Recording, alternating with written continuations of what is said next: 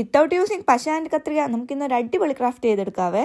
ഈ ക്രാഫ്റ്റ് ചെയ്യാനായിട്ട് നമുക്ക് വെട്ടുകയും വേണ്ട ഒട്ടിക്കുകയും വേണ്ട. വെറും 2 മിനിറ്റിന് താഴെ ഉണ്ടെങ്കിൽ നമുക്ക് ഇത് അടിപൊളിയായിട്ട് ചെയ്തെടുക്കാം. ടിഷ്യൂ പേപ്പറും ഒരു റബ്ബർ ബാൻഡും മാത്രം മതി.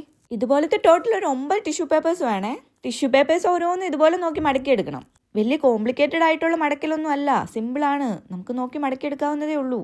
ഇതേപോലെ മടക്കിയെടുത്തിട്ട് 3 എണ്ണം ഒരുമിച്ച് ഇങ്ങനെ ഉള്ളിലാക്കി വെക്കണം. ഇനി ഇതേപോലെ തന്നെ ഒരു 2 സെറ്റും കൂടി ചെയ്തെടുത്തിട്ട് ഒരുമിച്ച് വെച്ചിട്ടൊന്ന് ടൈ ചെയ്ത് കൊടുക്കാവേ.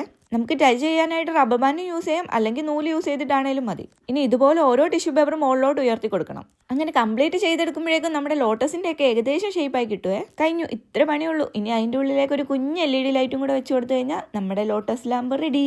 ഒന്ന് ഇരുട്ടായാൽ മാത്രമേ ഇതിന്റെ ഭംഗി ശരിക്കറിയാൻ പറ്റുള്ളൂ. അതുകൊണ്ട് രാത്രിയാവാൻ വേണ്ടി വെയിറ്റ് ചെയ്യാം. ഇനി നിങ്ങൾ പറ എങ്ങനെയുണ്ടെന്ന്. വലിയ കഷ്ടപ്പാടൊന്നും ഇല്ലാണ്ട് ഇത്രയും സിമ്പിളായിട്ട് വേറൊരു ലാമ്പ് ഉണ്ടാക്കാൻ പറ്റുമെന്ന് എനിക്ക് തോന്നുന്നില്ല. ഇനി നിങ്ങളുടെ അഭിപ്രായങ്ങളെല്ലാം ഒന്ന് കമന്റ് ചെയ്യ്. പിന്നെ ഇഷ്ടപ്പെട്ട ഒന്ന് ലൈക്കും സബ്സ്ക്രൈബും കൂടെ ചെയ്തേക്കണേ.